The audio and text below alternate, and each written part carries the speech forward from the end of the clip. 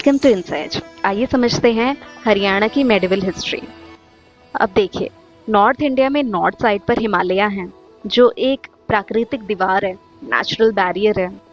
और south west में Thar desert है, जिसे क्रॉस करना भी मुश्किल है। इन दोनों के बीच में बचता है एक बहुत इंपॉर्टेंट रास्ता, जो है हरियाणा। जो भी इस रास्ते को कंट्रोल करेगा, वो दिल्ली और पूरे नॉर्थ इंडिया के एंट्री रूट को कंट्रोल करेगा। अगर उन्होंने इस रास्ते को कंट्रोल कर लिया तो आगे जाके उनके लिए गंगा खुल गई, पूरा भारत खुल गया। ये रास्ता बहुत इंपॉर्टेंट है। हिस्टोरियंस कहते हैं कि अगर दिल्ली राजगद्दी थी तो हरियाणा उस राजगद्दी का दरवाजा था। और अगर आपको राज करना है तो आपको देखना पड़ेगा कि दरवाजे से कौन आ रहा है, कौन जा रहा है। आइए शुरू करते हैं हरियाणा की मेडिवल हिस्ट्री को। 647 सीई में हर्षवर्धन की डेथ के बाद उनका एम्पायर टूट गया। नॉर्थ इंडिया के छोटे किंगडम डिवाइड हो गए और हरियाणा पर कंट्रोल करने के लिए उन्होंने कंपटीशन स्टार्ट कर दिया। इस पीरियड में यशोवर्मन का नाम मिलता है, जिनकी पावर ज़्यादा दिन तक नहीं टिकी। रजत तरंगिनी के मुताबिक कश्मीर के जो पावरफुल किंग थे ललित आदित्य, उन्होंने यशोवर्मन को हरा दिया था। अब आप देखिए कश्मीर कितना ऊपर है, वो भी हरियाणा को देख रहा है, वो भी हरियाणा पे अटैक कर रहा है। क्यों? क्योंकि उसे स्ट्रैटेजिक लोकेशन पता है, उसे पता है कि हरियाणा की कितनी नीड है।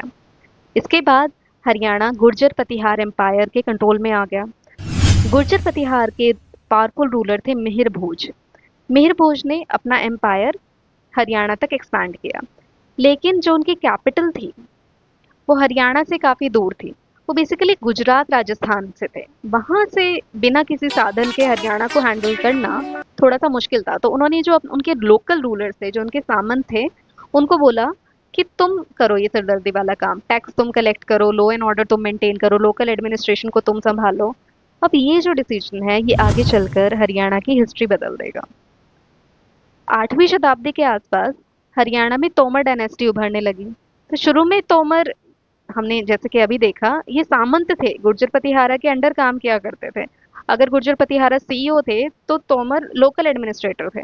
पर धीरे धीरे उन्होंने अपनी जो मिलिट्री पावर है और लोकल सपोर्ट को बहुत ज़्यादा बढ़ा लिया, तो वो हरियाणा की सबसे पावरफुल डायनेस्टी बन गई। तोमर डायनेस्टी के फाउंडर माने जाते हैं आनंगपाल वन। उन्होंने अपनी कैपिटल दिल्ली का, आज की दिल्ली में बनाई। इससे हरियाणा उनको लेजिटिमेसी चाहिए, तो उन्होंने वाटर सप्लाई का काम किया। उन्होंने फरीदाबाद के पास आनंदपुर डैम बनवाया। ये मेडिवल इंडिया के सबसे पुराने डैम्स में से एक माना जाता है। इसका यूज खेती के लिए पानी यानी इरिगेशन, ड्रिंकिंग वाटर, पीने का पानी और आर्मी की जरूरत के लिए होता था। ये बताता है कि तोमर रूलर सिर्फ जीतने नहीं आए थे, वो परमानेंट रूल एस्टैब्लिश करना चाह रहे थे। अब 11वीं सेंचुरी तक तोमर किंगडम और भी पावरफुल हो चुका था। तो सबसे फेमस रूलर थे आनंगपाल टू, जिन्हें सूरजपाल भी कहा जाता है। तो उन्होंने हरियाणा और दिल्ली दोनों को और ज़्यादा मजबूत बनवाया। सबसे पहले उन्होंने सूरज कुंड बनवाया। ये एक पानी जमा करने की जगह थी, जो सूर्य देव को इन्होंने डेडिकेट कर दी थी। इसके बाद उन्होंने दिल्ली का सबसे बड़ा मजबूत दीवारों वाला शहर यानी कि फोर्टिफाइड सिटी बनवाया, जिसे कहते हैं लाल कोट। ये तोमर किंगडम का शासन का यानी कि एडमिनिस्ट्रेटिव और मिलिट्री यानी सेना का सेंटर बन गया था। इसी लाल कोट की वजह से दिल्ली धीरे धीरे नॉर्थ इंडिया के पॉलिटिकल सेंटर बनने लगी। अब सवाल उठता है कि हमें कैसे पता चला कि तोमर ने हरियाणा पर रूल किया? तो इसका प्रूफ मिलता है पालम बाउली इंस्क्रिप्शन से। इंस्क्रिप्शन का मतलब होता है पत्थर या दीवार पर लिखा हुआ लेख। इस इंस्क्रिप्शन में लिखा है कि हरियाणा पर तोमर डायनेस्टी का रूल था और बाद में चौहान ने उसकी जगह ले ली थी। यानी तोमर रूलर्स ने हरियाणा और दिल्ली की मजबूत फाउंडेशन रखी। लेकिन राजस्थान की तरफ अब एक नई पावर उभर रही थी, चौहान। और बहुत जल्द हरियाणा का स्ट्रैटेजिक गेटवे उनके कंट्रोल में आने वाला था। चौहानों को चाहमानास भी कहा जाता है। शुरू में दोनों डायनेस्टी के बीच छोटी मोटी टकरार होती थी, लेकिन फिर आया 1139 सीई। चौहान रूलर अर्नो राजा ने तोमर को हरा दिया और उनकी पावर को जोर का झटका लगा। लेकिन असली टर्निंग पॉइंट अभी बाकी था। कुछ सालों बाद बिगड़राज चार, जिन्हें बिसल देव भी कहा जाता है, उन्होंने तोमरों को पूरी तरीके से अपने कंट्रोल में कर लिया। तो जो तोमर कभी हरियाणा के पावरफुल रूलर थे, अब वो चौहानों के अंडर आ गए। अब बिगड़राज चार सिर्फ योद्धा नहीं थे, वो एक बहुत बड़े विजनरी रूलर थे। उसका जो एम्पायर था वो नॉर्थ में हिमालय से लेके साउथ के विंध्या माउंटेन तक फैला हुआ था। अब इतना बड़ा एम्पायर तलवार पे तो चलाया नहीं जा सकता। तो उन्होंने क्या किया, उन्होंने दिल्ली शिवालिक इंस्क्रिप्शन में अपना काम लिखवाया। ये इंस्क्रिप्शन टोपरा के अशोकन पिलर पे लिखवाया गया था। तो 1400 साल पहले जिस पिलर पर सम्राट अशोक के एडिक्ट लिखे गए थे, उस पिलर पर विग्रहराज ने भी अपना नाम लिखवा दिया। अब इस रीजन का नया शक्तिशाली रूलर मैं हूँ, ये उसने साफ साफ लिखवा दिया। अब तो इन्होंने संस्कृत नाटक लिखे, एक संस्कृत कॉलेज बनवाया, एक ललिता विग्रहराज करके संस्कृत ड्रामा है, एक नाटक है जिसे सोमदेव ने लिखा, जो विग्रहराज के कोर्ट पोइट थे। वो किंग के बारे में था, उनकी लव स्टोरी के बारे में था, उनकी प्रिंसेस के बारे में था। तो ये पोइट्स को भी काफी सराहना करते थे। अब चौहानों ने क्या दिमाग लगाया, उन्होंने अपना मिलिट्री सेंटर बनाया हांसी फोर्ट को। तो जो भी पंजाब से दिल्ली या दिल्ली से पंजाब उस जाता था, उसके लिए था हांसी बहुत जरूरी। इसी वजह से चौहानों ने हांसी को मिलिट्री बेस बनाया था। तो हरियाणा की मेडिवल हिस्ट्री के सबसे फेमस रूलर अब यहाँ पे आते हैं, पृथ्वीराज चौहान थ्री। 1178 सीई से लेके 1192 सीई तक उन्होंने रूल किया। उन्होंने हांसी, असीगढ़ और तरेन के फोर्ट को और ज्यादा इन्होंने मजबूत बनाया। साथ ही तोमर का जो बनाया हुआ लाल कोट था, उसको इन्होंने एक्सपैंड करके किला राय पिथौड़ा बनवाया, जो उस समय दिल्ली का सबसे पावरफुल फोर्ट था। पृथ्वीराज को सिर्फ बाहरी दुश्मन से ही नहीं, हरियाणा के अंदर भी चैलेंज मिला। अब रेवाड़ी और भिवानी के आसपास पदनकास नाम की लोकल ट्राइब रहती थी। ये अलग भाषा बोलती थी, ट्राइबल भाषा बोलती थी, अपभ्रमसा। ये संस्कृत और हिंदी के बीच का ट्रांजिशन लैंग्वेज माना जाता है। तो 1182 सी में पृथ्वीराज चौहान ने पदनकास को हराकर हरियाणा पर पूरा कंट्रोल इन्होंने स्टैब्लिश कर लिया था। अब हरियाणा पूरी तरीके से चौहानों के कंट्रोल में आ गया। लेकिन अब इसी समय नॉर्थ वेस्ट से एक नया खतरा बढ़ रहा था। नॉर्थ वेस्ट फ्रंटियर पर पहले हिंदू शाही रूलर भारत की पहली सुरक्षा करते थे, लेकिन 10वीं शताब्दी में सुबुक्तिजिन ने उन्हें हरा दिया। अब इस जीत के बाद खैबर पास, यानी कि अफगानिस्तान और पाकिस्तान के बीच का एरिया और दूसरे माउंटेन रूट टर्किश आर्मी के लिए खुल गए। और इसी रास्ते से इंडिया में एंट्री हो गई महमूद ऑफ गजनी की। आप देख रहे हो, अब दरवाजा खुल गया। अब दरवाजा खुल गया तो विनाश होगा। विनाश हो गया तो आइए मिलते हैं महमूद ऑफ गजनी से। 1001 सीई से 1027 सीई के बीच महमूद ने भारत पर 17 अटैक्स किए। एक इम्पॉर्टेंट फैक्ट याद रखिए, महमूद का ऑब्जेक्टिव इंडिया में कोई एम्पायर बनाना नहीं था। उसका मकसद था इंडिया की दौलत लूट के सेंट्रल एशिया में गजनी को मजबूत बनाना। महमूद ने हरियाणा के जो थानेसर है उसको टारगेट बनाया। थानेसर को क्यों टारगेट बनाया? क्योंकि उसके दो रीजन थे। पहला, सबसे पहले तो वो जो अटैक कर रहा था उसके रूट पे आ रहा था, और दूसरा, नॉर्थ इंडिया के बहुत अमीर और फेमस जो रिलीजियस प्लेसेस थे, धार्मिक जो जगह थी, उन पे वो अटैक कर रहा था, क्योंकि वो दिमाग से खेल रहा था कि अगर तुम अपने धार्मिक जगहों को भी नहीं बचा पा रहे हो तो तुम क्या करोगे, ये वो कहना चाह रहा था। तो थानेसर भी धार्मिक जगह थी, तो वहां पे उसने मंदिरों को लूट लिया। और हिस्टोरिकल अगर आप रिकॉर्ड देखो तो उनके मुताबिक चक्र स्वामी विष्णु जी की मूर्ति भी वो लेके चला गया था। इस अटैक ने नॉर्थ इंडियन रूलर्स को बिल्कुल हिला के रख दिया था। अब महमूद की डेथ के बाद उसका बेटा आया मसूद।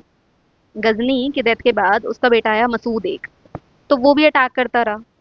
1037 सीई में उसने हरियाणा के इम्पोर्टेंट फोर्ट हांसी पर कब्जा कर लिया। अब ये पहली बार था जब टर्किश आर्मी सिर्फ लूटने नहीं बल्कि हरियाणा के फोर्ट्स पे परमानेंट अब कंट्रोल बनाना चाह रही थी। लेकिन तोमर अकेले नहीं लड़ पाते थे। उनको पता चल गई थी ये बात कि हम तो अकेले नहीं लड़ पाएंगे इन टर्किश फोर्सेस से।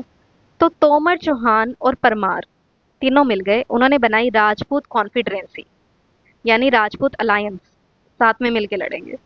तो इन्होंने क्या करा, मसूद को हराकर हांसी दोबारा जीत गई। लेकिन टर्किश अटैक तो रुकने वाले नहीं थे। अब 12वीं शताब्दी के एंड तक और टर्किश रूलर उभर कर सामने आए। मोहम्मद घोरी। तो महमूद और घोरी में एक इम्पॉर्टेंट डिफरेंस था, गजनी घोरी में डिफरेंस था। जो गजनी था वो लूटने आया था, लेकिन घोरी इंडिया में एम्पायर को एस्टैब्लिश करना चाहता था। तो 1175 सीई के बाद उसने पंजाब और नॉर्थ वेस्ट की फोर्स पर कब्जा करना शुरू कर दिया। अब उसका अगला टारगेट था हरियाणा। पंजाब से वो आया हरियाणा की तरफ। तो 1191 सीई में हरियाणा के तरेन यानी कि करनाल के पास में पृथ्वीराज चौहान और महमूद घोरी के बीच पहली लड़ाई हुई। पृथ्वीराज के साथ कई राजपूत रूलर्स थे। सबसे इंपॉर्टेंट थे गोविंद राय, जो हांसी के रूलर माने जाते हैं। राजपूत आर्मी ने बहादुरी से लड़ाई लड़ी और घोरी को हरा भी दिया। घोरी एक्चुअली बैटलफील्ड छोड़ के भाग गया था। इसके बाद चौहान ने तबार हिंडा या भटिंडा फोर्ट को दोबारा जीत लिया था। अब ऐसा लग रहा था कि हरियाणा ने एक बार फिर नॉर्थ इंडिया के गेटवे को बचा लिया। लेकिन कहानियां खत्म नहीं होती। सिर्फ 1 साल बाद महमूद अच्छे से उसने तैयारी करी। उसने सारी बातों को समझा, उसने स्ट्रैटेजी देखी कि भाई कैसे ये लोग क्या करते हैं। तो अब उसने फिर से वो लड़ाई करी। लड़ाई कहाँ पे होगी? लड़ाई वहीं पे होगी, तर्रेन में। अब बट इस बार रिजल्ट अलग था। इस बार घोरी ने जो तीरंदाज हैं, जो घोड़े पर बैठे तीरंदाज हैं, और पीक्ड रिट्रीट इसकी स्ट्रैटेजी चुनी। पीक्ड रिट्रीट क्या होता है? इसका मतलब होता है कि जानबूझकर पीछे हटना, ताकि दुश्मन पीछा करे और उसकी फॉर्मेशन टूट जाए। अब ऐसा ही हुआ। जैसे ही राजपूत आर्मी आगे बढ़ी, घोरी के जो घुड़सवार थे उन्होंने तीरंदाजी से एकदम से हमला कर दिया। तो पृथ्वीराज हार गए और बाद में उनकी डेथ हो गई। ये एक किंग की हार नहीं थी, ये नॉर्थ इंडिया की पॉलिटिक्स का सबसे बड़ा टर्निंग पॉइंट था। इस जीत के बाद दिल्ली में टर्किश रूल की फाउंडेशन पड़ गई।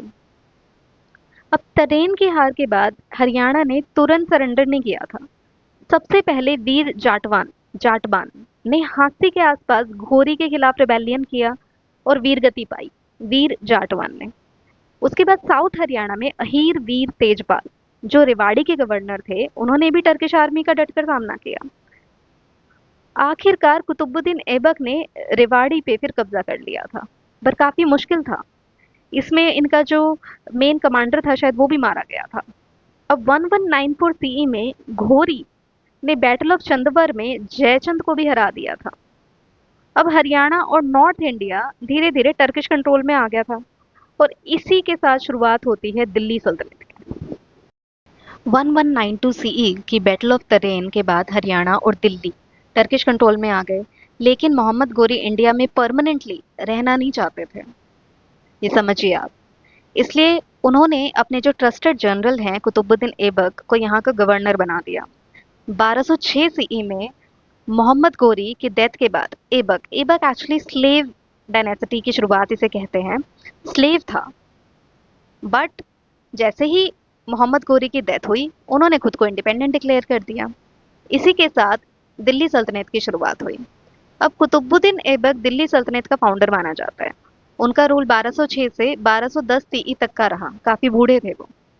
इस दौरान उन्होंने सल्तनत की फाउंडेशन को मजबूत किया।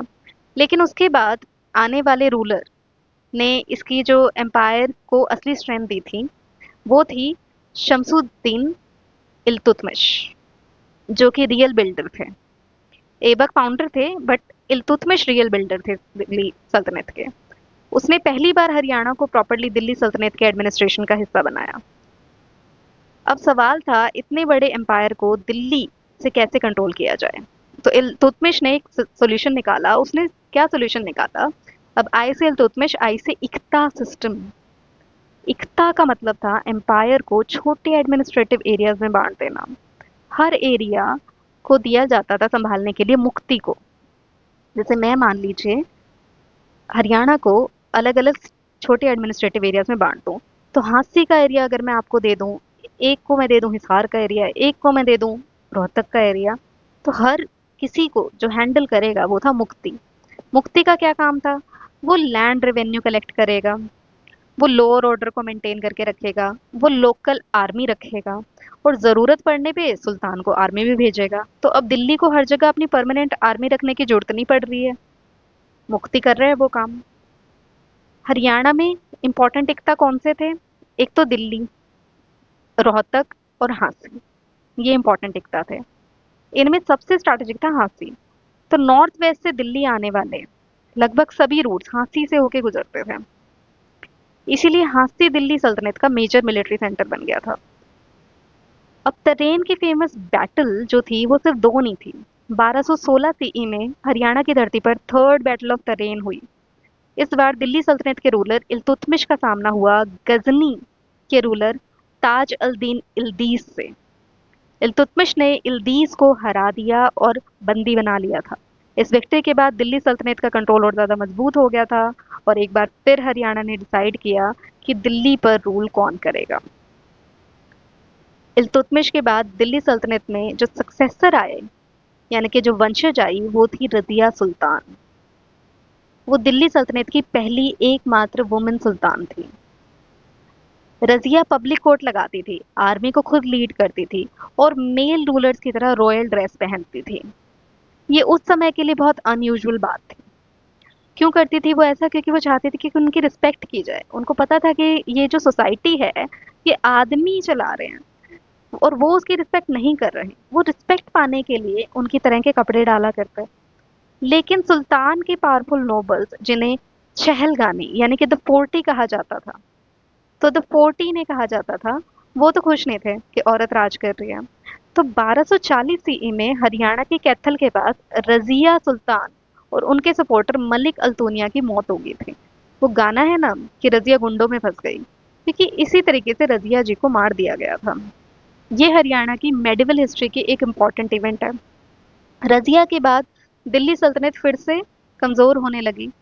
तो 1266 1266 सीई में घियासुद्दीन बलबन सुल्तान बने। बलबन का मानना था स्ट्रॉन्ग सुल्तान स्ट्रॉन्ग एम्पायर चला सकता है और स्ट्रॉन्ग एम्पायर के लिए डिसिप्लिन की बहुत ज्यादा जरूरत है।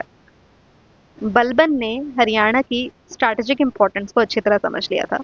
उसने क्या करा था, सारे जो आसपास के पेड़ पौधे फॉरेस्ट थे उनको कटवा दिया, ताकि जो आतंक करने वाले हैं, जो रिबेलियन हैं, वो छुप ना सके उन फॉरेस्ट के अंदर।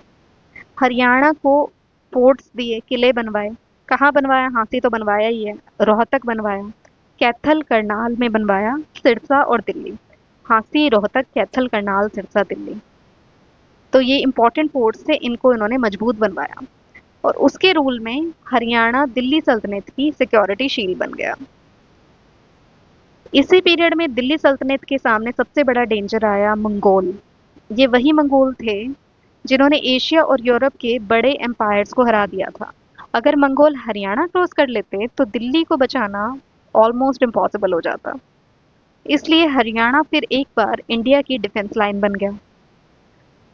अब 1296 सीई में अलाउद्दीन खिलजी सुल्तान बने। हाँ, वही जिन्होंने आप मूवी देखी है आपने जिसकी।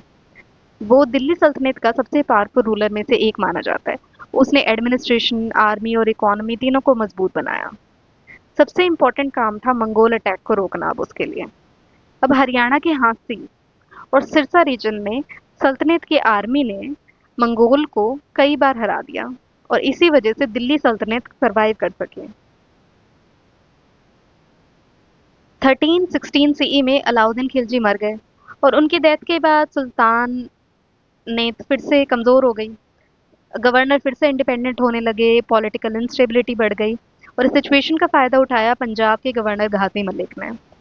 घासी मलिक ने अपनी आर्मी हरियाणा के हांसी में इकट्ठी कर ली और दिल्ली की तरफ वो मार्च करने लग गया। तो 1320 सीई में बैटल ऑफ लहरावत सिरसा में उसने खिलजी रूलर को हरा दिया। अब देखो, पंजाब से आप जब हरियाणा में एंटर करते हो तो सिरसा के थ्रू एंटर कर सकते हो। तो बैटल ऑफ लहरावत हुई, उसने खिलजी रूलर को हरा दिया और जीत के बाद घासी मलिक दिल्ली का सुल्तान बना और घियासुद्दीन तुगलक के नाम से रूल करने लगा। अब इसी के साथ दिल्ली सल्तनत में एक नई डायनेस्टी की शुरुआत हुई जिसे हम कहते हैं तुगलक डायनेस्टी। अब तुगलक डायनेस्टी के कई रूलर्स हुए, पर हरियाणा पर सबसे गहरा असर छोड़ा फिरोज शाह तुगलक ने। ये काफ़ी इंटरेस्टिंग पर्सनालिटी थे। इन्हें कॉम्प्लेक्स रूलर भी कहा जाता है। उनका मानना था कि अगर एग्रीकल्चर मजबूत होगा तो एम्पायर मजबूत होगी। इसी सोच से उन्होंने काम किया। उन्होंने 1351 सीई में एक नया सिटी बसाया, हिसार फिरोजा, जो आज हिसार के नाम से जाना जाता है। 1352 सीई में उसने फिरोजाबाद भी एस्टैब्लिश किया। धीरे धीरे उसने हरियाणा का जो शासन है उसका फोकस पुराने हाथी से हटाकर नए डेवलप्ड सिटी हिसार की तरफ शिफ्ट कर दिया। हिसार उस समय इतना इम्पोर्टेंट बन गया था कि उसके अंडर हाथी, सिरसा और आसपास के रीजन चलने लगे। लेकिन फिरोज शाह का सबसे बड़ा कंट्रीब्यूशन सिटी प्लानिंग नहीं था। उसने हरियाणा की सबसे पुरानी प्रॉब्लम को समझा, जो कि थी पानी। जो हिसार, जो हरियाणा का बड़ा हिस्सा था, वो सेमी एरिड था, यानी कि पानी की कमी थी। तो अगर पानी नहीं होगा तो खेती नहीं होगी, और बिना खेती के रेवेन्यू नहीं होगा, पैसा नहीं होगा। तो फिरोज शाह ने क्या करा, उसने यमुना और सतलुज से पानी लाने के लिए बड़े इरिगेशन कैनाल्स बनवाए। और वो जो कैनालें उसने बनवाई, उनकी वजह से हरियाणा के बहुत से इलाकों में पहली बार इरिगेशन खेती पॉसिबल हुई। एग्रीकल्चर बढ़ गया, आप देखिए इकोनॉमी बढ़ गई, पैसा आने लगा, अलग अलग सेटलमेंट डेवलप हो गई। ये सब फिरोज शाह का कमाल था। अब एक इंटरेस्टिंग सवाल कि जब फिरोज शाह ने इतने कनाल बनवाए, इतनी सिटी बनवाई, तो फिर हरियाणा के लोग उसके खिलाफ बार बार रिबेलियन क्यों करते थे? उसका रीजन था जो उसकी धार्मिक पॉलिसी थी। फिरोज शाह थोड़ा सा ऑर्थोडॉक्स था। उसने अपनी ऑटोबायोग्राफी फुतूहत ए फिरोज शाही में खुद लिखा है कि उसने रिलीजियस पॉलिसी को बहुत सख्ती से इम्प्लीमेंट किया। उसने हिंदू टेम्पल्स को डिस्ट्रॉय करना शुरू कर दिया, और जो नॉन मुस्लिम थे उन पर टैक्स ज़्यादा लगाने लगा, वो प्रेशर पॉलिसीज लगाने लगा। हिस्टोरिकल रिकॉर्ड अगर आप देखो तो हरियाणा के गोहाना में भी एक शिव मंदिर को उन्होंने तोड़ दिया। तो इसी वजह से जो पॉपुलेशन है वो नाराज थी उससे। तो जितनी भी डेवलपमेंट कर रहा था, हम उसको एक्सेप्ट नहीं कर पा रहे थे। तो फिरोज शाह की डेथ के बाद तुगलक डायनेस्टी कमजोर पड़ने लगी, और इंटरनल कॉन्फ्लिक्ट बढ़ गए। और जब एम्पायर अंदर से कमजोर हो, तो बाहर के अटैकर को मौका मिल जाता है। नॉर्थ वेस्ट से एक और खतरनाक इन्वेडर भारत की तरफ बढ़ा, और उसका नाम था तैमूर, करीना जी का बेटा जी। उसका इन्वेजन सिर्फ एक कॉन्क्वेस्ट नहीं था, वो हरियाणा और दिल्ली के लिए तबाही और दूसरा नाम बनने वाला था। 1398 एडी में तैमूर ने इंडिया पे अटैक कर दिया। उसका ऑब्जेक्टिव इंडिया में एम्पायर बनाना नहीं था। महमूद गजनी की तरह उसका भी यही एम था कि लूटो बस और संपत्ति हासिल करो। तो दिल्ली पहुंचने का वही पुराना गेटवे हमारा हरियाणा। तो उसकी आर्मी हिसार, कैथल, करनाल, पानीपत से होते हुए दिल्ली की तरफ बढ़ने लगी। जहां जहां उसकी आर्मी पहुंची, वहां वहां लूटपाट हुई। उस समय दिल्ली सल्तनत बहुत कमजोर हो चुकी थी। तो तैमूर ने सल्तनत की आर्मी को बहुत आसानी से हरा दिया। इसके बाद उसने दिल्ली में और लूट करी, लोगों को मारा। ये इन्वेजन दिल्ली सल्तनत के लिए बहुत ज़्यादा बड़ा झटका साबित हुआ। एम्पायर की इकोनॉमी और उसकी सारी की सारी शासन, उसका एडमिनिस्ट्रेशन सब टूट गया। तैमूर इंडिया में परमानेंटली नहीं रुकने आया था। लूट के बाद वो चला गया समरकंद। लेकिन जाने से पहले उसने अपने रिप्रेजेंटेटिव को छोड़ दिया यहाँ पे, खिज्र खान को। खिज्र खान को उसने बना दिया पंजाब का गवर्नर। तो बाद में इस खिज्र खान ने दिल्ली पर कब्जा करके एक नई डायनेस्टी की शुरुआत की। तो 1414 सीई में खिज्र खान ने सैयद डायनेस्टी की फाउंडेशन करी। लेकिन सैयद रूलर्स का कंट्रोल बहुत लिमिटेड रहा। दिल्ली सल्तनत अब पहले जैसी पावरफुल नहीं थी। कई लोकल रूलर्स और गवर्नर्स अब इंडिपेंडेंट हो चुके थे। और इसी कमजोरी का फायदा उठाकर एक अफगानी पावर उभर कर आई, जिसे हम कहते हैं लोधी डायनेस्टी। 351 सीई में बहलोल लोधी ने लोधी डायनेस्टी की शुरुआत कर दी। ये दिल्ली सल्तनत की आखिरी डायनेस्टी और नॉर्थ इंडिया की पहली अफगानी डायनेस्टी थी। अब जो लोधी रूलर्स थे, वो अपने ही अफगान सरदारों और गवर्नर के विद्रोह का सामना उन्हें करना पड़ता था। अब आखिरी सुल्तान था इब्राहिम लोधी। इब्राहिम लोधी बहादुर था, लेकिन लोगों के साथ में लेके चलने में कमजोर था। साथ में नहीं लेके चल पाया वो। उसने अपने ही अफगान सरदारों को नाराज कर दिया, और कई गवर्नर उनसे खिलाफ हो गए। इसी मौके का फायदा उठाया सेंट्रल एशिया के रूलर बाबर ने। तो फिर आई first battle of Panipat 1526 CE में। 1526 सीई में हरियाणा की धरती पे एक बार फिर इंडिया की हिस्ट्री का फैसला हुआ था। बैटलफील्ड था पानीपत। एक तरफ थे इब्राहिम लोधी की बहुत बड़ी सेना, हजारों हाथी, और दूसरी तरफ बाबर की छोटी सी सेना। लेकिन बाबर के पास एक नई ताकत थी। क्या थी? तोपें थी उसके पास। बाबर ने अपनी तोपों को लकड़ी की गाड़ियों के पीछे सुरक्षित तरीके से लगा दिया, और जैसे ही फायरिंग शुरू हुई, लोधी के हाथी घबरा गए और अपने ही सेना को कुचलने लगे। और इससे बैटल का पूरा रिजल्ट बदल गया। इब्राहिम लोधी बैटलफील्ड में मारा गया। इसी के साथ शुरू हुई दिल्ली सल्तनत का अंत और मुगल एम्पायर की एंट्री। हरियाणा का पानीपत 3 बार इंडिया की हिस्ट्री बदलने वाली बैटल्स का बैटलफील्ड बना, तो पानीपत बहुत इंपॉर्टेंट जगह है। अब जीत के बाद बाबर ने पानीपत में काबुली बाग मॉस्क बनवाया। उसने हरियाणा की इम्पोर्टेंस को समझा और यहाँ का प्रशासन मजबूत करना उसने स्टार्ट किया। 1530 ईस्वी में बाबर की डेथ हो गई और उसका बेटा हुमायूं सुल्तान बना, लेकिन उसका रूल ज्यादा समय तक स्टेबल नहीं रहा।